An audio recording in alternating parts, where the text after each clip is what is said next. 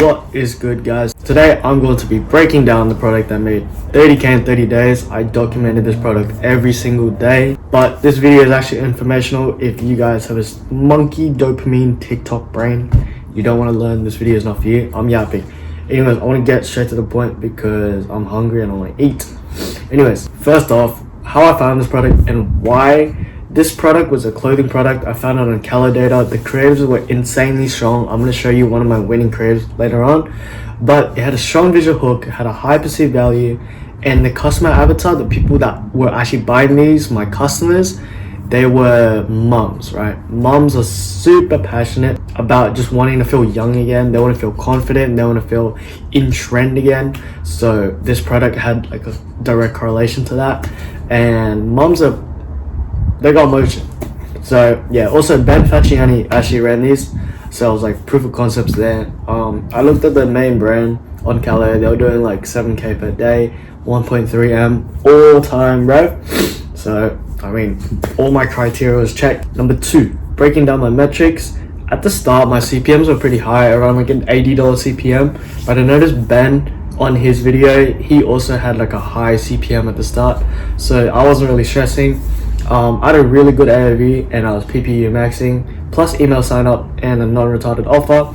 I was selling my product for around $70 and my AOV was 85, as y'all can see. First week I made 2k, but I was actually unprofitable, but I knew this product was a banger, so I kept running it, and the week after that I cooked 30-40% margin. This was my offer. It was buy one get 50, and buy two get one free. The problem that I see you guys make and why you guys are making money is because your metrics are really good, your website's decent, but when people are clicking on your website, they see your product, they're about to buy, they don't end up buying because your offer's dog shit. Offer is one of the most important things in e-com. If you can't get offer right, you are fried. You might have to put the bags on the fries. I see a lot of people just run retarded offers. Just don't be retarded. Please use your brain. If you're running a BOGO offer with the product that doesn't make sense with BOGO, like they don't need more than 2, that's just retarded. Anyways, number 3, point 3. So at the start, when I was running this product, I was doing ASC to test and I was doing ABO retest. And then midway, I found out that ABOs were dog shit. I hate ABOs. It's the most retarded shit ever. So I switched to CBOs. I did one big testing CBO and one ASC per winner, and I guess that's also part of the reason why I started seeing success. It was fire. CBOs are amazing, don't do ABOs. CBOs is the same thing. You're letting the AI decide which ad is better. I don't think you know better than the AI, and also you're just minimizing spend. So spend will always go to the least dog shit ad. Anyways, this is what my campaign structure looked like, or my ads manager. I did one ASC per winner, and at the start I did an ABO retest. I dropped that shit weekend. My metrics were pretty mid. These actually improved over time. Like I got like a 2% CTR, 3% CTR, and like $1.50 CPC. So that was alright. But yeah, switched to one big testing CBO and one ASC per winner, as y'all can see. Anyways, I'm gonna put you on my brand new 2025 testing strategy.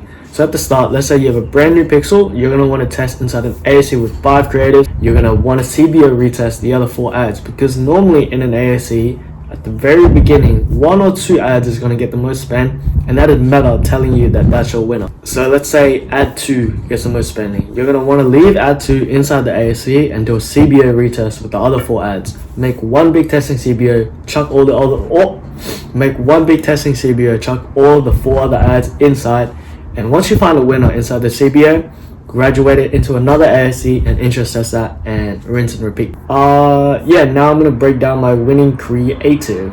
Like I said, it had an instant flash, strong visual hook, high perceived value, and I was selling like the feeling of being confident, right?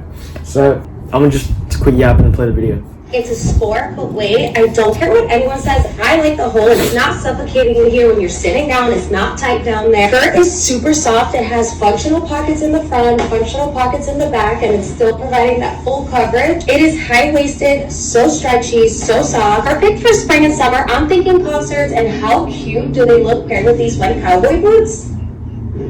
I'm obsessed with these. They have so many different colors and they're on sale. I will link them below. Yeah, anyways, that was most of my winning ads. It's just people like flashing their skirts like, oh wow. And this is why these ads worked. Yeah, essentially this is where I'm talking about the downfall. I was scaling slowly, scaling normally. I hit my biggest day on the brand, 2K day. It was good. Everything was chilling. The month was off to a good month, and eventually all my ads just started dying. I was being dumb. I tried to hire UGC, but all the UGC creators were retards. So basically, the little saucy part is when you have a bad ROAS, you know how you're normally meant to descale your budget after 2 to 3 days of like a bad ROAS and just let it optimize? I was doing that blindly. I wasn't understanding why my ROAS was bad. I was just descaling every time I hit a new ceiling. So if you think about it, every time I hit 1K a day in ad spend, I descale because my ROAS gets bad. So what does that look like? I just keep going like this, and I never scale higher than the 1K ad spend. So that's what I did. I never understood why my ROAS went to shit, and to be honest, looking back now, I probably should have. But hey, we learn something new every day. And then everything just died out anyways. Alright, so for example, let's say you have a bad ROAS, you notice that your CTR just dropped one day after you had a good day. This means people are clicking on your website less, and that's simply because of hook issue. So what would you do in that situation? Don't descale budgets, test new hooks. Simple as that. Find the bottleneck, address it, and solve it. And this was something that I was not doing. I probably could have scaled this to like 10K days if I wanted to. But I do have a main brand that's making more money, so it is what it is. Anyways, like I said, I logged in with UGC. I spent like 3 bands. They were all dog shit. And also keep in mind, after I hit this new big day on the brand, I woke up to like $100 the next day.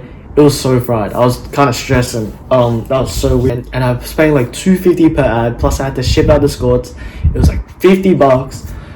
It was just so fried, and I just wasted so much money. I'm not even running this shit anymore. It's so retarded. They did not follow the script at all. The quality was ass. The lighting was ass. Everything was terrible.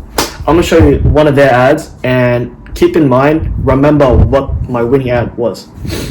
If you want to go to the club this summer and you don't want shorts that ride up and like all your goodies hang out, and this is a skirt. I absolutely love it because it does not ride up at all. Well, I'll be honest, I'm a mom, so I'm not going to the club often, but you know, I am chasing a toddler around, so when I bend down, we are safe, good to go, no worries there. Personally, I really hate jean shorts. They just ride up so much.